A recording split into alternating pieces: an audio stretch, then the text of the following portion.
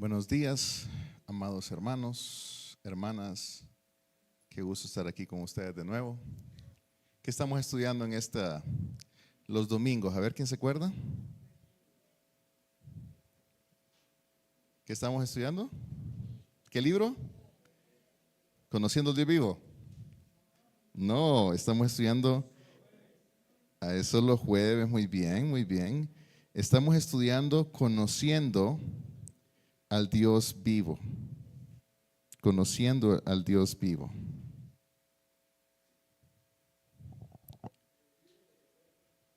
Conociendo al Dios vivo o el libro de Hebreos. Hebreos, vea. Muy bien, seguros, hermanos. Estamos leyendo Hebreos. Vaya, vamos entonces a orar. Vamos a comenzar orando, entregándole este tiempo al Señor y que Él sea hablándonos, ¿verdad? A través de este episodio de la fe en el cual ya hemos estado algunas semanas, ¿verdad? Capítulo 11 de Hebreos. Vamos a orar. Señor, te agradecemos por tu palabra. Te damos las gracias, Señor, porque podemos confiar en el consejo completo de tu palabra, Señor, en cada una de las palabras escritas dentro de la Biblia, Señor. Todas ellas dan testimonio de ti. Señor, todas ellas nos enseñan quién es nuestro Salvador. Podemos conocerte a través de la creación. Podemos saber que hay un Dios a través de la creación. Todo atestigua que hay un Dios. Pero solamente las Escrituras podemos conocer quién es ese Dios. ¿Quién es ese Dios? ¿Quiénes somos nosotros? ¿Y qué ha hecho el Señor por nosotros? Enviar a su Hijo en salvación por nuestros pecados. Gracias por ese hermoso tesoro que tenemos en las Escrituras. Espíritu Santo, yo te pido en el nombre de Cristo Jesús que tú nos reveles la palabra a cada una de nuestras mentes, Señor. En el nombre de Jesús. Amén. Amén. Bueno, entonces estamos en capítulo 11 de Hebreos. Capítulo 11 de Hebreos. Así que todos, por favor, al capítulo 11. Y en este capítulo, mis amados hermanos, comenzamos con algo muy importante, ¿verdad? Ahí Hebreos 11:1 dice: ahora bien, la fe es la certeza de lo que se espera, la convicción de lo que no se ve. Voy a estar leyendo la Nueva Biblia de las Américas. La fe es la certeza de lo que se espera, la convicción de lo que no se ve. Entonces este capítulo, mis amados hermanos, no es una recolección de historias que nos inspiran, sino que es una exposición sobre cómo vive el pueblo de Dios cuando todavía no ve el cumplimiento final de las promesas de Dios. ¿Sí? Por eso es que habla que es esa certeza de lo que se espera. Porque como pueblo de Dios probablemente van a haber algunas promesas que no las vamos a ver con nuestros ojos.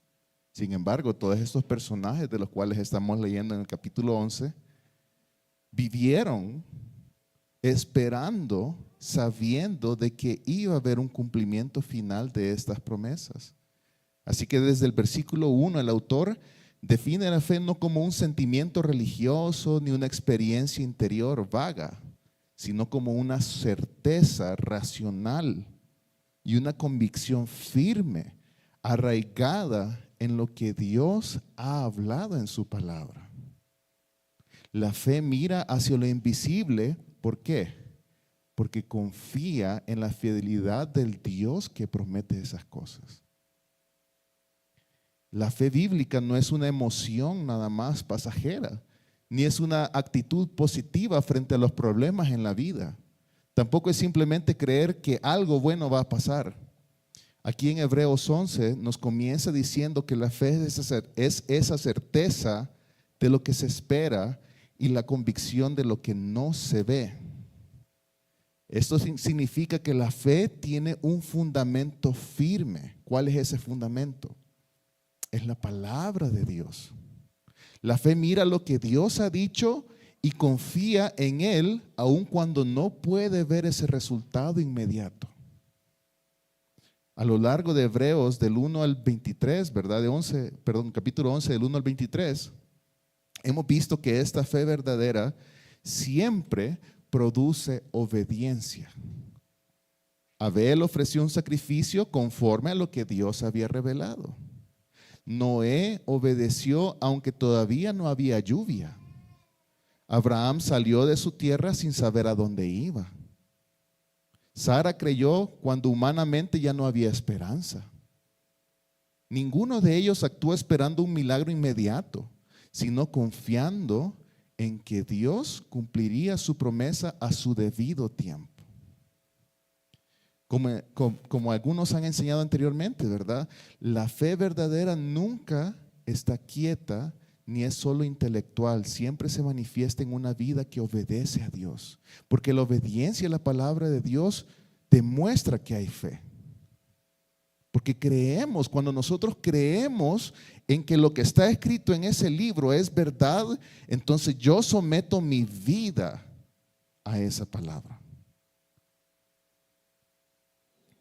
Es importante aclarar que la fe que se presenta aquí en este capítulo 11 de Hebreos no es la idea de que a veces se escucha en ciertos círculos cristianos, ¿verdad? Donde creer significa esperar que Dios haga un milagro, solucione un problema o cambie las circunstancias nuestras. En este capítulo la fe no se define por lo que el creyente espera recibir de Dios, sino por cómo el creyente responde a lo que Dios ya ha dicho. ¿Sí? De hecho, el mismo capítulo afirma de que muchos murieron aún sin ver el cumplimiento completo de las promesas de Dios. Vamos al capítulo 11, versículo 13. Sin embargo, aún estas personas, sin ver este cumplimiento, ¿verdad?, perseveraron en fe. 11:13 dice: todos estos murieron en fe sin haber recibido las promesas, pero habiéndolas visto desde lejos y aceptado con gusto, confesando que eran extranjeros y peregrinos sobre la tierra. Entonces, cuando llegamos a lo que vamos a estudiar en esta mañana, que es del versículo 24 al 29, el autor nos va a presentar a Moisés como un ejemplo claro de una fe madura. Moisés tuvo que elegir entre dos caminos: quedarse en el Egipto con sus riquezas y sus privilegios como rey, o como príncipe en este caso, perdón, o identificarse con el pueblo de Dios y sufrir a causa de la promesa. Él escogió obviamente confiar en Dios antes de aún saber qué es lo que iba a pasar. Su fe no buscó comodidad ni éxito inmediato como lo pudo haber tenido en Egipto, sino que valoró lo eterno por encima de lo temporal. Así, mis amados hermanos, Hebreos 11 nos enseña que la fe que salva no es una fe que exige señales o milagros, sino es una fe que confía plenamente en Dios, obedece su palabra y persevera aun cuando el camino es difícil. Es una fe que aprende a vivir mirando a Dios, aun cuando no puede ver con claridad lo que ha de venir, porque sabe que sus tiempos están en la mano del Señor. Entonces, vamos a estudiar esta mañana, del 24 al 29, no es un relato que está aislado al resto del capítulo, sino que digamos que es la cúspide, es el clímax de una enseñanza que nos va a confrontar con una pregunta. Y la pregunta es: ¿qué gobierna nuestras decisiones cuando obedecer a Dios tiene un costo real para nosotros? La pregunta es, mis amados hermanos, ¿qué gobierna nuestras decisiones cuando obedecer a Dios tiene un costo para nosotros? Vamos a leer el pasaje de esta mañana entonces. Hebreos capítulo 11, versículos del 23 al 29. Dice: por la fe Moisés, cuando nació, fue escondido por sus padres durante 3 meses, porque vieron que era un niño hermoso y no temieron el edicto del rey. 24. Por la fe Moisés, cuando ya era grande, rehusó ser llamado hijo de la hija del faraón. 25. Escogiendo más bien ser maltratado con el pueblo de Dios que gozar de los placeres temporales del pecado. 26. Consideró como mayores riquezas el oprobio de Cristo que los tesoros de Egipto, porque tenían la mirada puesta en la recompensa. 27. Por la fe Moisés salió de Egipto sin temer la ira del rey, porque se mantuvo firme como viendo al invisible. 28 dice, por la fe celebró la Pascua y el rociamiento de la sangre para que el exterminador de los primogénitos no los tocara a ellos. Por la fe, dice el 29, pasaron el mar rojo como por tierra seca. Cuando los egipcios intentaron hacer lo mismo, ¿qué pasó? Se ahogaron.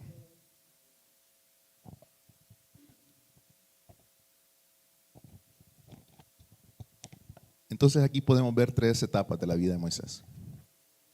Primero, cuando nació. Segundo, cuando creció, ya era grande. Y tercero, cuando sale con el pueblo. Y ese tercero se divide en varios. Cuando ya sale con el pueblo de Dios de Egipto. Comencemos entonces con el versículo 23. Dice, por la fe Moisés, cuando nació, fue escondido por sus padres durante 3 meses, porque vieron que era un niño hermoso y no temieron el edicto del rey. Entonces aquí el autor, fíjense bien, no comienza con Moisés directamente, sino que comienza con la fe de los padres de Moisés. Y esto no es accidental. La obra de Dios en sus siervos suele comenzar aún antes de que ellos mismos tengan conciencia de ello, mediante la fe obediente de otros. Miren bien aquí, el edicto del faraón era claro. Ya se saben todos la historia del pesebre, ¿cómo se llamaba el Moisésito ese? La canasta que se fue. Pero antes de eso, hubo un edicto del faraón, ¿verdad? Todo niño hebreo debía de morir. ¿Y qué es lo que pasaba? Que el pueblo de Israel había crecido tanto, ¿verdad? Entonces que los egipcios tenían temor de que el pueblo se levantara o se uniera con uno de sus enemigos y fuese a atacar a Egipto. Entonces al faraón se le ocurrió la idea de que se matara a todo recién nacido varón del pueblo de Israel. Entonces todo niño hebreo debía de morir. Humanamente, obedecer al rey parecía prudente. Desobedecerlo era exponerse a una muerte segura. Porque aquella no es que le iban a meter preso, ¿verdad? Sino que lo iban a matar. Sin embargo, los padres de Moisés temieron más a Dios que al rey. ¿Verdad? La fe verdadera reordena nuestros temores. No elimina el peligro, porque el peligro estaba ahí. El faraón había ordenado a través de un edicto matar a todos los primogénitos. Pero la fe coloca a Dios por encima de las amenazas humanas. Los padres de Moisés mostraron fe cuando percibieron que el pequeño era favorecido de una forma especial por Dios y tomaron medidas de fe para salvar su vida a pesar del peligro. Y lo que pasa es esto, mis amados, que la expresión que dice ahí, el niño, vamos a leer el versículo 23 otra vez, si lo tienen ahí en pantalla, dice, fue escondido durante 3 meses. ¿Por qué? Porque vieron que era niño hermoso. Y eso de que era niño hermoso cita a Éxodo capítulo 2, versículo 2. Vamos a ir a Éxodo capítulo 2, versículo 2.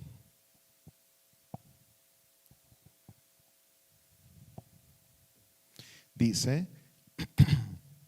y la mujer concibió y dio luz a un hijo, viendo que era hermoso. Lo escondió por 3 meses. Éxodo capítulo 2, versículo 2. Ahora, ahí bien, viéndole que era hermoso, ¿sí? Pero ¿qué significaba eso de que era hermoso? Todavía no nos responde la pregunta. Vámonos entonces a Hechos capítulo 7, versículo 20. Y aquí el autor nos va a dar un poquito más de entendimiento de qué significaba eso de que era hermoso. También vamos a ver el original, pero antes de ir ahí, Hechos, capítulo 7, versículo 20. En aquel mismo tiempo nació Moisés y fue, ¿qué dice? Agradable a Dios, y fue criado 3 meses en casa de su padre. Entonces, aquí el entendimiento de que era hermoso, ¿verdad? Es porque era hermoso a la vista de Dios. Y fue criado 3 meses en la casa de su padre. Y los padres de Moisés comprendieron al verlo que el niño tendría un papel especial en el plan redentor de Dios. La fe que se describe aquí fue ejercida en realidad por los padres de Moisés, cuando nació Moisés. Aunque no sabemos si ellos entendieron por completo el plan que Dios tenía para su hijo. Pero sí entendían de que ese niño era especial para Dios. Entonces, y esto lo podemos comparar directamente a los padres creyentes cristianos, ¿verdad? Porque aquí nos enseña que la fe de los padres creyentes puede ser un instrumento poderoso en la obra futura de Dios en los hijos. En segundo lugar, la obediencia fiel en medio del peligro nunca es vano. ¿Sí? Y Dios honra la fe que protege la vida. Dios honra la fe que protege la vida, ¿verdad? Aun cuando el resultado no vaya a ser inmediato. Mis amados hermanos, padres, les exhorto, oren por sus hijos, oren con sus hijos, abran las escrituras con sus hijos. Ustedes no tienen, nosotros no tenemos la capacidad de salvarlos, no tenemos la capacidad. Pero es una responsabilidad que el Señor nos dio de guiar a nuestros hijos en su palabra. Y quien abre los ojos del entendimiento de las personas no somos nosotros, sino que es el Espíritu Santo. Pero el Espíritu Santo usa su palabra, es la palabra del Espíritu. Su palabra para traer vida y dar luz y salvación a nuestros hijos que nacen inconversos. Nuestros hijos nacen inconversos. No porque nacen en un hogar cristiano se hacen automáticamente cristianos. Nacen inconversos y necesitan el Evangelio tal y como usted y yo lo necesitamos. Por eso es responsabilidad de cada padre abrir las escrituras en las casas. Orar con su familia. Y a las madres apoyar esa misión especial de los padres. Y en donde no hay un padre cristiano, pues la madre que abra las escrituras y lee y ore con sus hijos. Y ore por su esposo, porque le sea revelado el Evangelio. Miren cómo aquí esa fe de los padres salvó a su hijo Moisés, que después Dios iba a usarlo para redimir a todo un pueblo. Muy importante la reflexión en ese versículo, mis amados hermanos. Entonces vamos a ir, 23 dice, por la fe Moisés cuando nació fue escondido por sus padres porque vieron que era un niño hermoso y no temieron al edicto del rey. 24, por la fe Moisés cuando ya era grande rehusó ser llamado hijo de la hija del faraón. Y aquí comienza el ejemplo central de Moisés. Moisés ya no era un niño protegido por otros, por sus padres o por sus hermanos o aún por la misma hija del faraón, sino que era un hombre adulto, era consciente, era educado según las costumbres egipcias y hebreas, era poderoso porque tenía una posición real y tenía acceso a todo lo que Egipto podría ofrecer, ¿verdad? Esta expresión, mis amados, no solo se refiere a la edad, sino que se refiere a la posición que tenía él dentro de la familia real y por lo tanto dentro de Egipto, que era una posición de honor y de poder. Moisés estaba en el punto más alto de la vida según los criterios del mundo. ¿Sí? Ya más arriba de eso ya solo estaba el faraón. Y precisamente allí la fe de Moisés fue probada. Y la fe no se demuestra únicamente en la necesidad externa, sino también en renunciar a lo que cuesta ¿verdad? Lo que nos cuesta a nosotros, ¿verdad? Entonces la fe nace de un corazón que ha nacido de nuevo. Usted no puede tener fe si usted no ha nacido de nuevo. Porque la fe en estos términos es obedecer a la palabra del Señor. Y dice la palabra de que para el hombre natural estas cosas son locura. Pero la fe obedece y la fe viene de un corazón nuevo que ha sido regenerado. Pero miren qué importante lo que dice este versículo. Dice, rehusó ser llamado hijo de la hija del faraón. ¿Qué estaba haciendo en pocas palabras Moisés? Estaba rechazando esos títulos, ¿verdad? Esa posición de honor, de importancia. Pero lo que nos denota también este rechazo es que este rechazo fue voluntario, fue consciente y fue permanente. ¿Por qué? Porque ese rechazo lo hizo a él tomar una decisión. No fue un impulso emocional, ni fue una reacción del momento, ¿verdad? Sino que la fe actúa primero aquí adentro en nuestro corazón, en nuestros pensamientos, y cambia nuestra manera de proceder. Antes, primero viene el cambio interno, la fe causa ese cambio interno y después se manifiesta en actos visibles. Por eso es que él rehusó ser llamado. Y él podía haber incluso llegado a ser faraón en el trono de Egipto. Pero la fe llevó a Moisés a preferir la adopción del Rey de Reyes, que era invisible, en comparada a esa sucesión que podía haber tenido en el trono visible de Egipto. Y esta es la lucha que tenemos todos. O yo obedezco al mundo y mi carne y a Satanás, o yo obedezco al Señor. Este ejemplo nos tipifica a todos, mis amados hermanos. Moisés rehusó la fama que pudo haber tenido en Egipto si decidía aprovechar al máximo esa posición de honor que tenía como el hijo adoptivo de la hija del faraón. Miren Éxodo capítulo 2, versículo 10.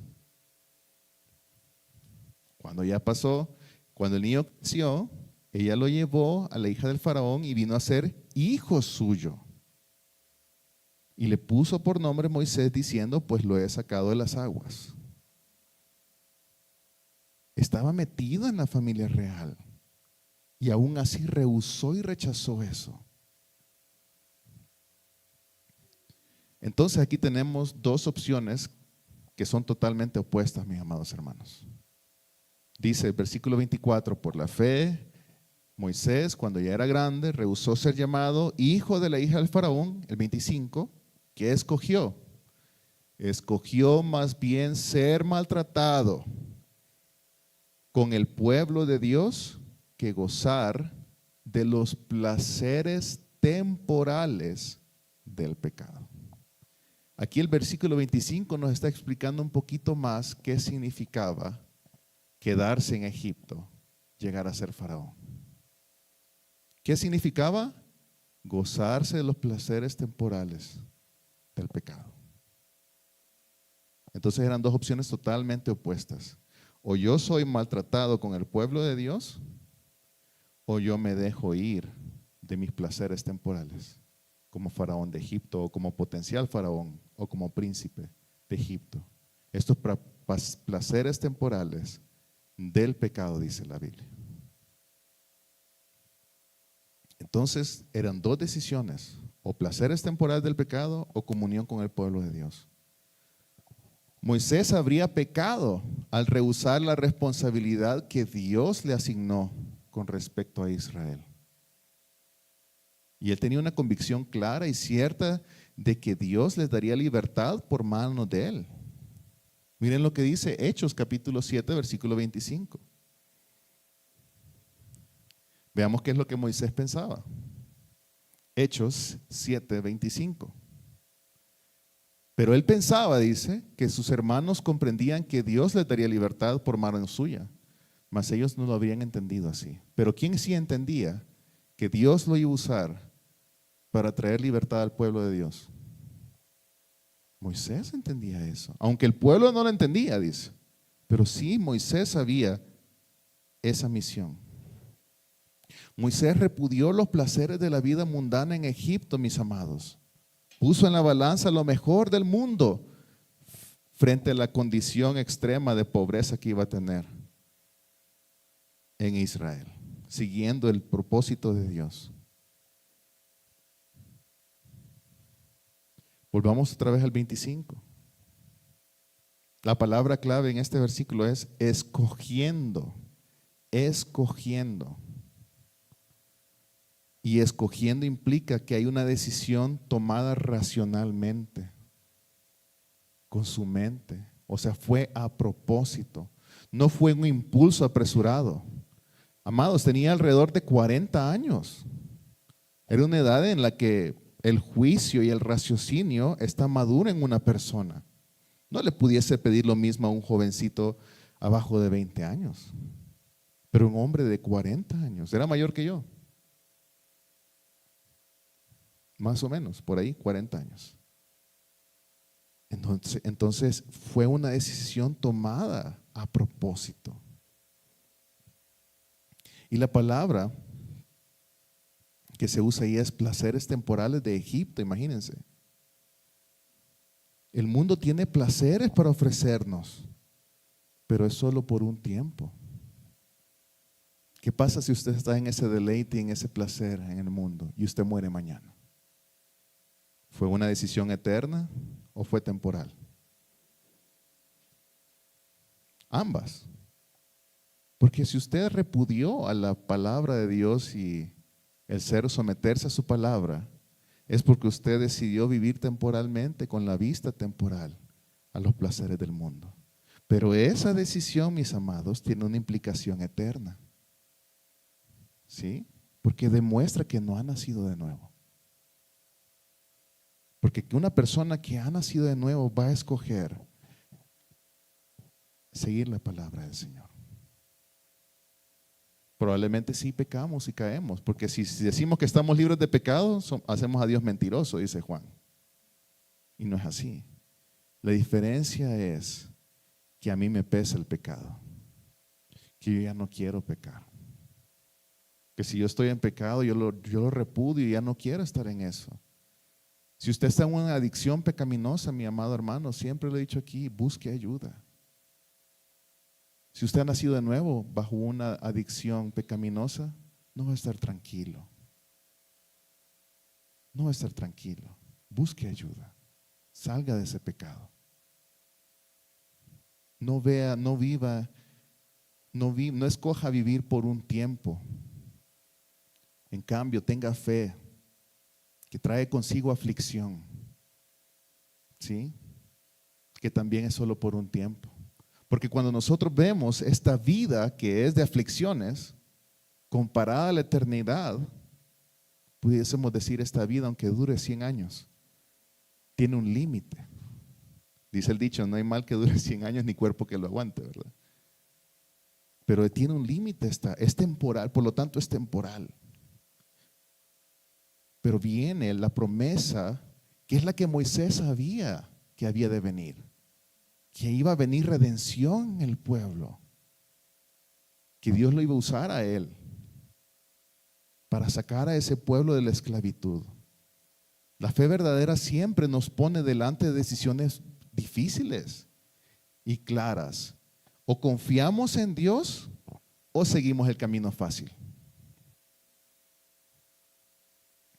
Pero tampoco no nos invita a quedarnos cómodos en medio de las dos decisiones, sino que debemos de elegir a quién vamos a obedecer. La idea de servir a Dios sin renunciar al mundo es una ilusión bien peligrosa, mi hermano. No se puede, no existe. Aquí la invitación, amados hermanos, es que examinemos con honestidad nuestras decisiones diarias y las prioridades de nuestros corazones. Servir a Dios no consiste solo en palabras o actividades religiosas, sino en renuncias reales que se dan a diario. Cuando nuestra voluntad entra en conflicto, ¿sí? Entre hago lo que el Señor dice en su palabra o hago lo que el mundo dice, el camino fácil. Si intentamos conservar al mismo tiempo aprobación del mundo y obediencia a Cristo, vamos a terminar perdiendo claridad espiritual y vamos a terminar debilitando nuestro testimonio.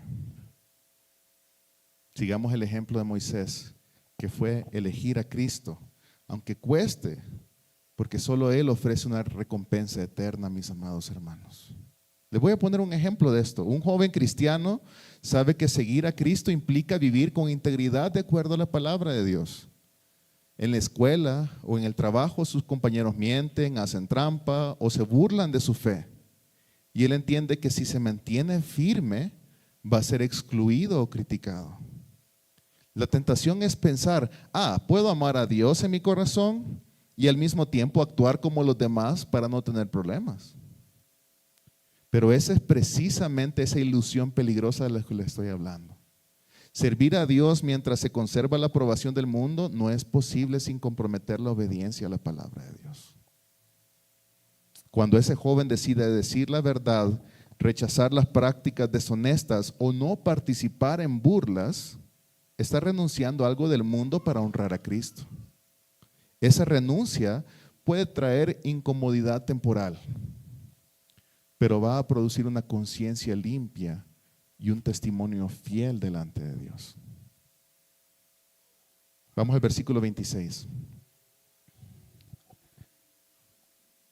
Consideró, fíjense bien en los verbos aquí, consideró como mayores riquezas el oprobio de Cristo que los tesoros de Egipto, porque tenía la mirada puesta en la recompensa. Vamos al 25 otra vez, vamos uno atrás. Dice, ¿cómo comenzó? Escogiendo, más bien ser maltratado con el pueblo de Dios. Vamos al 26. Consideró entonces como mayores riquezas el oprobio de Cristo que los tesoros de Egipto, porque tenía la mirada puesta en la recompensa. ¿Ven cómo la fe es racional? Porque para escoger él tuvo que considerar y pensar. No es que es una decisión arrebatada, no, él consideró, dice ahí, consideró como mayores las riquezas. Dice, como mayores las riquezas, el oprobio de Cristo que los tesoros de Egipto. El oprobio de Cristo, observemos qué es lo que este versículo entonces nos afirma. Que Cristo fue el objeto, o sea, Cristo en ese sentido no sabía él tal vez que se llamaba Cristo, pero sí era el Mesías prometido. Era ese Salvador prometido. Y este Salvador fue el objeto de la fe. Podemos atestiguar aquí bajo el Antiguo Testamento. El creer que iba a venir un Salvador a redimir era el objetivo de la fe del Antiguo Testamento. El pueblo de Dios siempre ha sufrido a causa de Cristo, mis amados. Aún antes de que Él viniera al mundo y se hiciera hombre. Moisés entendió que identificarse con el pueblo era identificarse con el Cristo que iba a devenir. Y negar esto, mis hermanos, rompe la enseñanza bíblica de que Dios siempre ha salvado a su pueblo de la misma manera, por medio de la fe en su Salvador, que es Cristo Jesús. Ahora, en este versículo vemos una comparativa de riquezas, ¿verdad? Moisés no negó que Egipto tuviera tesoros, porque ahí dice que los tesoros de Egipto antes de la coma. Lo que hizo fue considerarlos y comparar estos tesoros. La fe no niega la realidad del mundo, pero evalúa a la luz de la eternidad. La fe llama riqueza a todo aquello que Dios promete, aun cuando venga acompañado de sufrimiento. Dice, porque tenía puesta la mirada, ¿en qué? En la recompensa. Aquí en el griego más o menos dice una idea así: apartando sus ojos de otras consideraciones, los fijó en la recompensa. Fijó sus ojos en la recompensa. Entonces la fe en el Antiguo Testamento incluía una esperanza consciente en esa promesa futura de que iba a haber un Salvador. No en una recompensa inmediata o merecida, sino que en una promesa que era dada por gracia. Porque la fe nos viene por gracia a nosotros, hermanos. No es algo que nosotros producimos, es algo que Dios produce en el humano a través de su Santo Espíritu. Si el Espíritu no produce fe para que usted crea en la palabra de Dios, usted no puede tener fe. Lo que tiene es una mentira, porque la fe no es producida por pensamiento humano. Entonces, la decisión de Moisés atestigua y da un ejemplo de esa certeza, como vemos que la fe es una certeza, ¿verdad? Esa certeza de lo que él esperaba. Porque ¿qué es lo que él esperaba? Esa recompensa. Él esperaba esa recompensa. En este texto muestra que el propio Moisés era consciente de la venida del Mesías y del vituperio o del oprobio del Mesías o de los problemas del Mesías que iba a tener, del sufrimiento de ese Mesías, con el cual Moisés estuvo dispuesto a identificarse también. Es posible que Moisés en cierta manera viera su propio sufrimiento y el sufrimiento de su pueblo, que Dios lo llama mi primogénito. ¿Saben ustedes que Dios le llama a Israel mi primogénito? Simbolizando como esa relación con Cristo. Vámonos a Éxodo capítulo 4, versículo 22.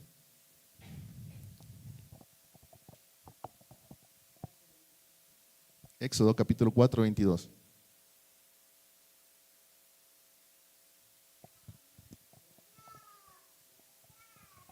Entonces dirás a Faraón, así dice el Señor, Israel es mi hijo, mi primogénito. Y vamos a ir un poquito más adelante al libro de Oseas, capítulo 11, versículo 1. Miren cómo también aquí se refiere a Israel, mi hijo, de quien Cristo, bueno, en el Nuevo Testamento se escribe también acerca de este versículo de Oseas, capítulo 11, 1. Dice, cuando Israel era niño, yo lo amé y de Egipto llamé a mi hijo. Veamos lo que dice Mateo 2:15.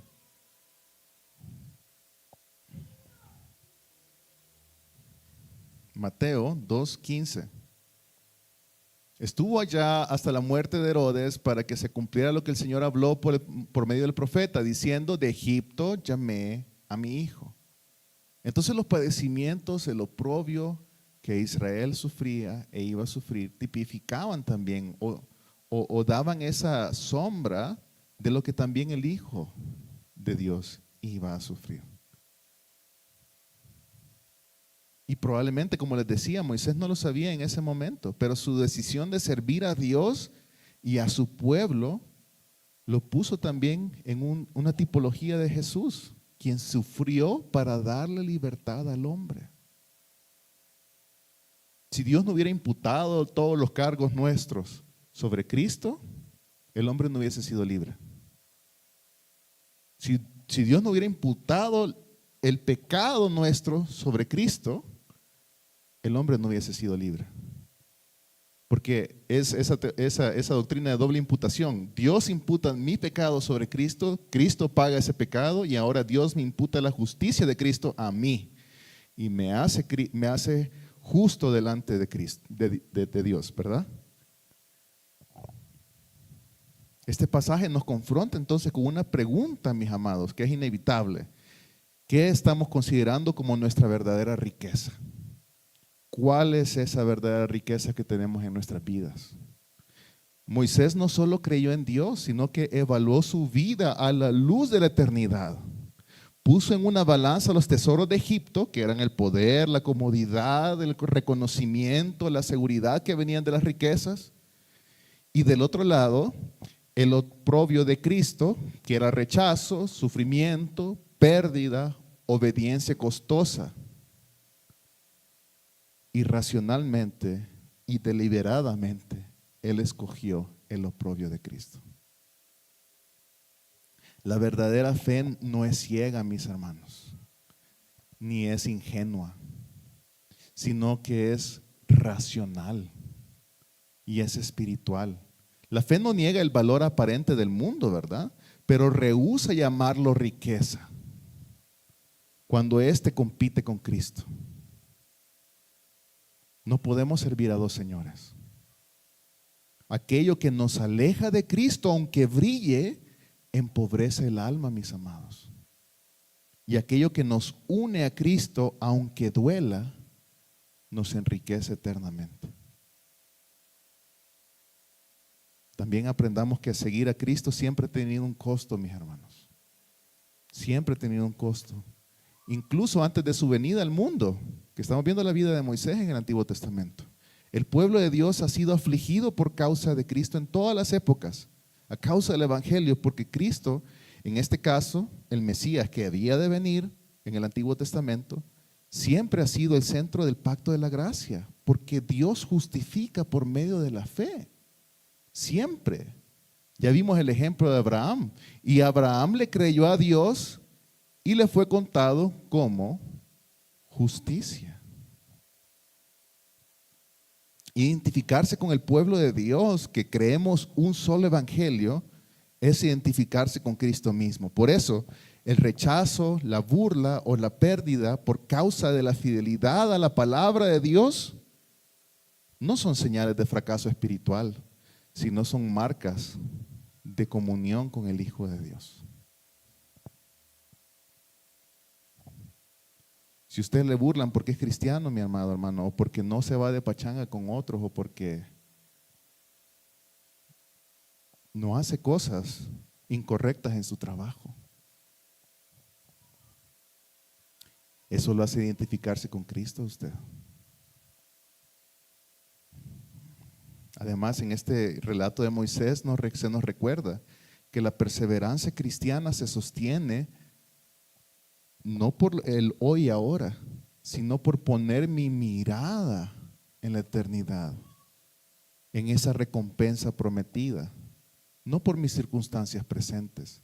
La fe aprende a apartar los ojos de todo lo que es temporal e inmediato, del aplauso del mundo, del miedo al sufrimiento, del deseo de comodidad. Y entonces los ojos de la fe nos fijan en lo que Dios ha prometido por gracia.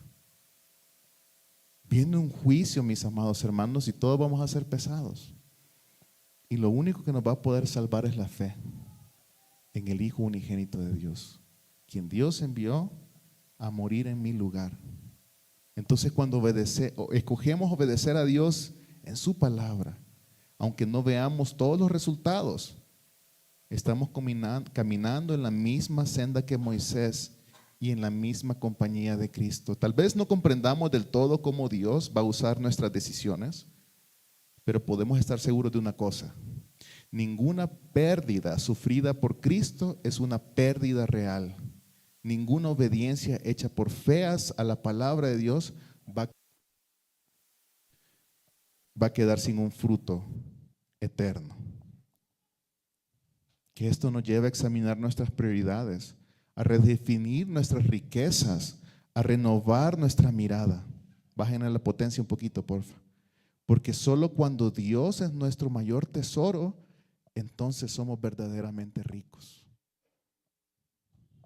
Solo cuando su palabra es su verdadero tesoro, usted va a ser rico realmente. Y esto es realmente importante y valioso en la mirada de un nuevo año que va a comenzar, mis amados hermanos. Ponga bien sus prioridades.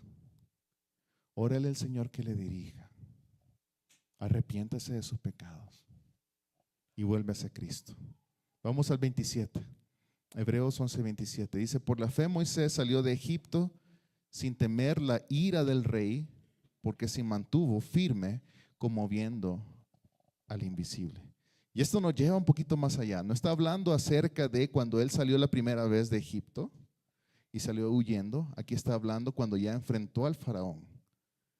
Hizo lo que el Señor le pidió hacer frente al faraón. Hizo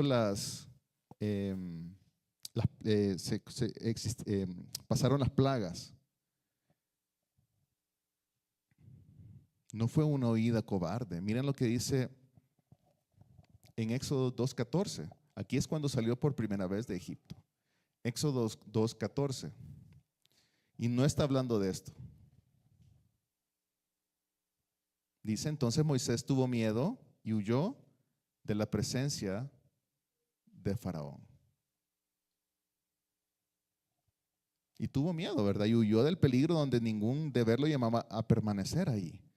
Dios no le estaba pidiendo permanece ahí enfrente del Faraón y yo te voy a salvar, sino que permitió que huyera, tuvo miedo y huyera, ¿verdad? No temió al rey de esta manera cuando él regresó. Cuando él regresó, cuando el Señor ya lo llamó y le dijo, vas a ir a liberar a mi pueblo de la esclavitud de Egipto, no fue la misma actitud que Moisés tuvo cuando estaba más joven. ¿Verdad? Porque cuando salió de Egipto la primera vez, tuvo miedo. Pero este versículo puede ser que entonces se refiera al Éxodo. Y en ese caso, claramente, Moisés actuó sin temor. ¿Verdad? Porque si así fuera, el versículo 27 menciona el Éxodo de manera general. Vamos a Hebreos 11:27. Por la fe, Moisés salió de Egipto sin temer la ira del rey porque se mantuvo firme como viendo al invisible, ¿verdad? Porque ya se nos da en el versículo 28-29 un poquito más de lo que está hablando en el 27. Vamos al 28. Por la fe celebró la Pascua y el rociamiento de la sangre para que el exterminador de los primogénitos no los tocara a ellos, el 29. Por la fe pasaron el mar rojo como tierra seca y cuando los egipcios intentaron hacer lo mismo, se ahogaron. Entonces, pero vamos al 27. Moisés permaneció firme en la fe en medio de las pruebas.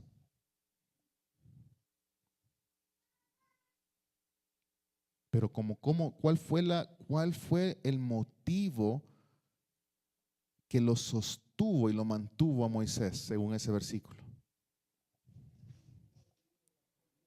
Como viendo al invisible. O sea, como si no tuviera que ver con los hombres, sino que únicamente con Dios. Siempre delante de sus ojos por medio de la fe. Él iba caminando como viendo esa promesa invisible. Comparemos esto que está diciendo aquí con el versículo 1. Vamos al versículo 1 de Hebreos 11:1. La fe es la certeza de lo que se espera, la convicción de lo que no se ve. Está hablando del invisible. Eso que no se ve es como ver al invisible. Es como poner nuestros ojos en el Señor.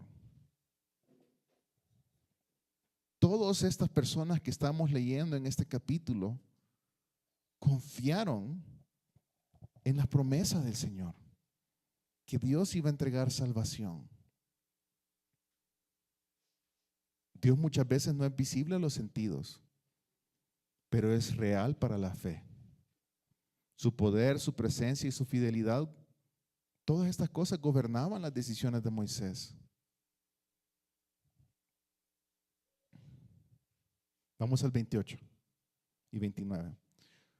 Dice, por la fe celebró la Pascua y el rociamiento de la sangre para que el exterminador de los primogénitos no los tocara a ellos. Por la fe pasaron el mar rojo como por tierra seca y cuando los egipcios intentaron hacer lo mismo, se ahogaron. Veamos este tema de la Pascua. Moisés no solo creyó, sino que obedeció exactamente lo que Dios mandó.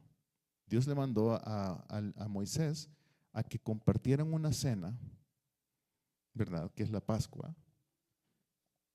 que sacrificaran un corderito, que untaran sangre de ese cordero en las puertas, porque venía la 10ª plaga. ¿Cuál era esa la 10ª plaga?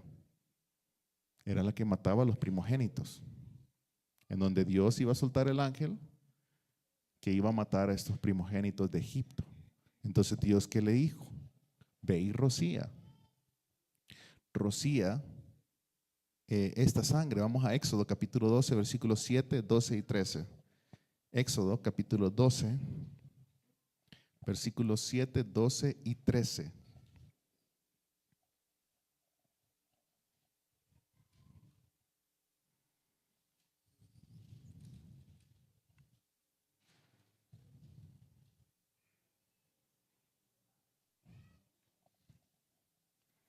Ellos tomarán parte de la sangre y la pondrán en los dos postes y en el dintel de las casas donde lo coman. Vamos al versículo 12. Porque esa noche pasaré por la tierra de Egipto y heriré a todo primogénito en la tierra de Egipto, tanto de hombre como de animal. Ejecutaré juicios contra todos los dioses de Egipto, yo el Señor. El 13. La sangre les será a ustedes por señal en las casas donde estén. Cuando yo vea la sangre pasar de largo, pasaré de largo, y ninguna plaga vendrá sobre ustedes para destruirlos cuando yo hiera la tierra de Egipto. Y esa sangre simboliza la sangre de Cristo. ¿Sí? No hay destrucción eterna para el creyente. Se le ha prometido salvación. Y la Pascua simbolizaba esa salvación que el Señor iba a entregar al pueblo. Esa redención de la esclavitud de Egipto. Y se requirió fe para creer que la sangre de un cordero, cuando imagínense, ustedes hubiesen atestiguado todas esas plagas en Egipto y les dicen, miren, unten una sangre de cordero en sus puertas para que el ángel pase de lejos. Se requería fe para creer que la sangre de ese cordero en el marco de la puerta salvaría a una familia del terror del ángel de la muerte. Pero Moisés tenía fe y condujo a su nación a cumplir con la Pascua. Moisés entonces ordenó que la sangre fuera rociada en los marcos de las puertas de los israelitas en expectativa de la destrucción que iba a venir de los primogénitos en la tierra y de la liberación de los hogares israelitas de aquel terrible acontecimiento. Este acto fue otro acto más de confianza en aquello que no se veía venir todavía. La sangre rociada era entonces una señal de obediencia, un medio de protección y una simbología de la sangre de Cristo. El Cordero Pascual entonces prefiguraba a Cristo en su pureza, en su sacrificio, en su sangre y en su protección en contra del juicio. Porque ¿qué es lo que Dios estaba haciendo con Egipto? Les estaba haciendo un juicio. Y la sangre salvaba a aquellos que la tenían rociada en los marcos de sus puertas. Pero el versículo 29 entonces nos dice, por la fe pasaron el mar Rojo como por tierra seca, y cuando los egipcios intentaron hacer lo mismo, se ahogaron. Y se dice que se llamaba el mar Rojo por unas algas rojizas que hay en el mar, en ese mar. O también porque estaban cerca de una tierra que se llamaba Edom, que significa rojo, ¿verdad? Entonces, por eso se le da este nombre. Ahora, dice, el versículo dice, 29, que pasaron este mar como por tierra seca. Tierra seca. ¿Quién había sacado? Después de la Pascua, el día siguiente, ¿quién sacó a los israelitas de Egipto? Fue Dios a través de Moisés. Fue Dios a través de Moisés. Entonces, ¿qué es lo que pasaba? Ahora se encontraron con otra situación difícil. Estaban acorralados a la orilla del mar y los venía siguiendo el ejército del faraón. ¿Qué pasaba si se tiraban al mar? Se ahogaban, ¿verdad? Porque todos ellos habían estado en tierra por tantos años. Se ahogaban en el mar. Puede ser que algunos podían nadar, ¿verdad? Puede ser que algunos podían nadar. Pero como pueblo se morían. Pero también, ¿qué pasaba si esperaban a que llegara el faraón? O los mataban, algunos, y a otros se los llevaban esclavos otra vez a Egipto. Entonces el pueblo estaba en esa encrucijada.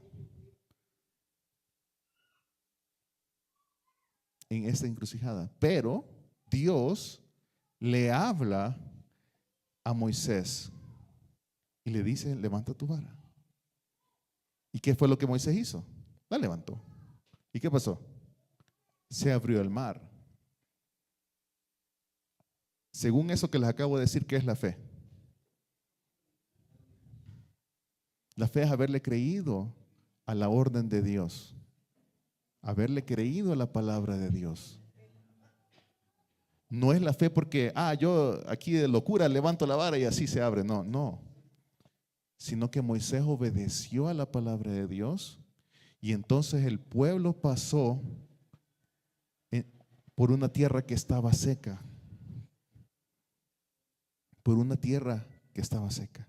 Israel cruzó cruzó ese mar por esa tierra seca confiando en Dios. Pero miren qué pasa en ese versículo. Que los egipcios intentaron hacer lo mismo, dice ahí. Los egipcios intentaron hacer lo mismo. Los egipcios intentaron hacer lo mismo sin fe. ¿Y qué pasó? Se ahogaron. La incredulidad, mis amados hermanos, suele copiar las acciones externas de la fe, pero sin el fundamento correcto, porque el fundamento de la fe que Israel tenía y que Moisés tenía, ¿cuál era? Era la palabra de Dios. La palabra de Dios es la que sostenía esas columnas de agua, esas paredes de agua por donde los israelitas pasaron. Entonces, como les digo, la incredulidad suele copiar las acciones externas de la fe, pero sin el fundamento de la palabra de Dios, eso va a conducir a juicio. Porque intentaron hacer lo mismo. ¿Y qué pasó? Se ahogaron. Este pasaje nos enseña que la fe verdadera, mis amados hermanos, no es pasiva, ni es tampoco solamente intelectual. La fe que salva es una fe que obedece la palabra de Dios, descansa en la sangre provista para el pago de nuestros pecados a través de Cristo Jesús y avanza confiando en sus promesas. Vivir en santidad es avanzar caminando en la vida a pesar de las tribulaciones, de los problemas, confiando en las promesas de Dios. La aplicación aquí para nosotros es bien clara. La fe no decide qué mandamientos obedecer de Dios, o si nos parecen razonables o no, o si nos parecen seguros, sino que la fe se somete a la revelación completa de la palabra de Dios, porque confía en quien Dios es. Así como Israel fue salvo no solo por la fuerza de su fe, sino por la sangre aplicada en los marcos de las puertas, aquí no hay nadie salvo, no se puede salvar nadie por la intensidad de cuanto cree, sino que solamente por la sangre de Cristo, que es recibida con fe obediente. Vamos a 1 de Pedro, capítulo 1, versículos 18 y 19.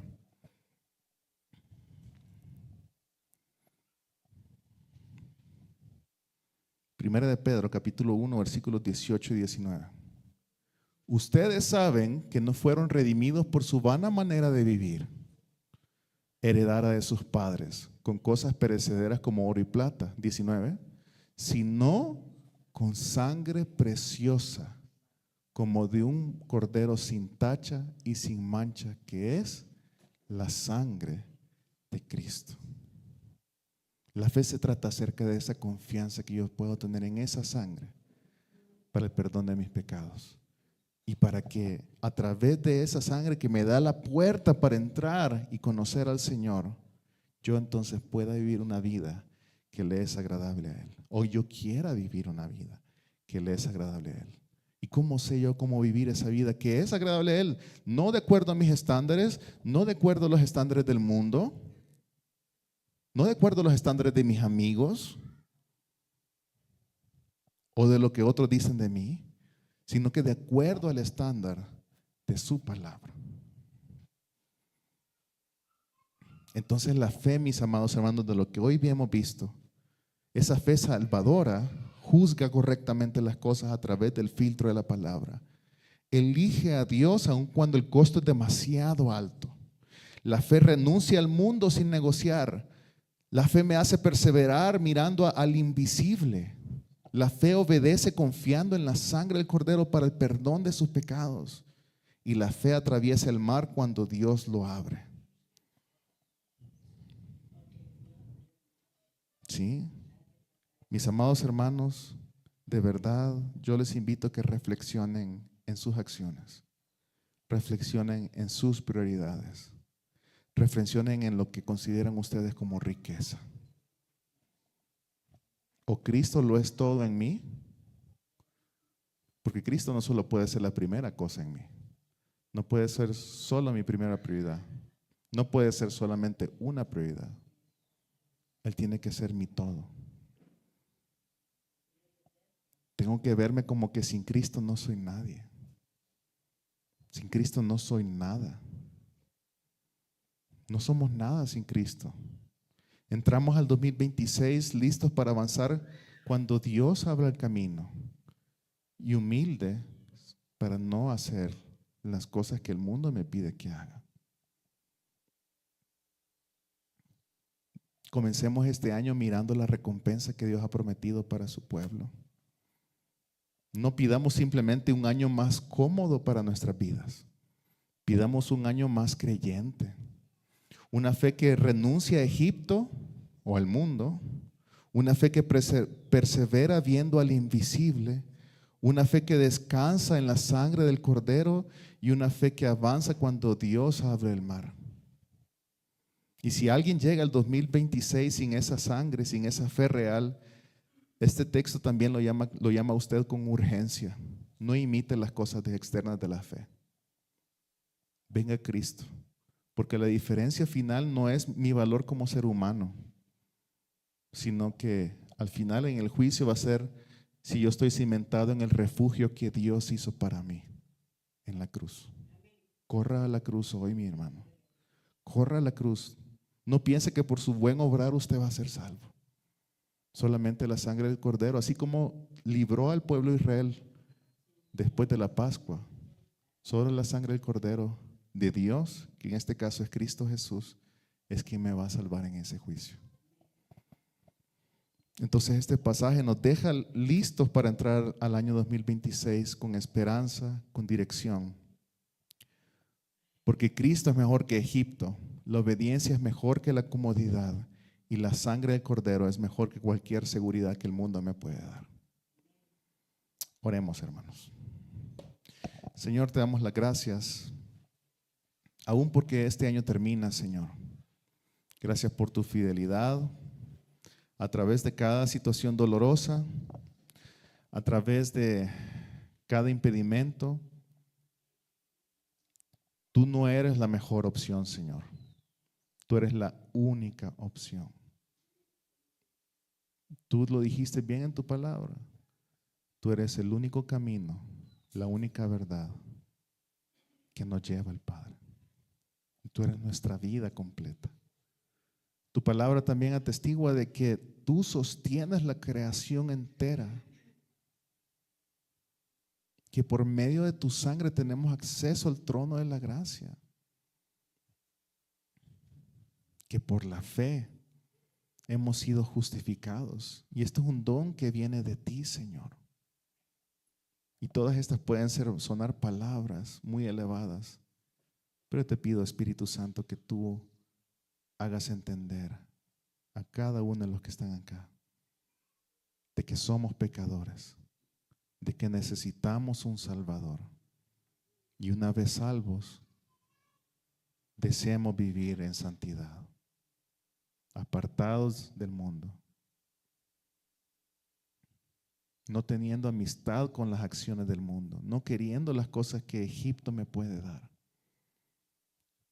sino queriendo vivir en una vida que muchas veces me va a llevar en problemas, en situaciones dolorosas, pero que confiados en ti, Señor, podemos saber que estamos seguros y protegidos. Porque tú, mi amado Señor, nos vas a dar esa redención, esa gloria eterna que tú has prometido para todos aquellos que creen en ti. que ponen su mirada en ti, en el invisible, en esa cosa que no se puede ver, en esa persona que no se puede ver, pero se puede conocer a través de tu palabra. Permítenos poner nuestra mirada en ti, Cristo, el autor y consumador de nuestra fe. Tú eres quien nos da la fe. Espíritu Santo, revélate a las familias que están aquí. Revélate a los padres, a los esposos, a las esposas, a los hijos. Necesitamos de un Salvador porque hemos pecado. Y ese Salvador es Cristo Jesús. Permítenos arrepentirnos de nuestros pecados y renunciar a ellos. Y para aquellos que tienen adicciones, pues buscar ayuda. Señor, te necesitamos. Te entregamos este año que va a comenzar, Señor. Danos las prioridades correctas. Permítenos poner nuestra mirada en ti. Que nuestra riqueza sea el querer hacer tu voluntad, Señor, que has dejado escrita en tu palabra. Que esta obediencia va a tener un costo, que sepamos cuál es ese costo y que sepamos que más vale Cristo que todas estas otras cosas. Te bendecimos, Señor, y te adoramos, porque solo tú eres digno de nuestra adoración. En el nombre de Cristo Jesús oramos. Amén. Que el Señor les bendiga más.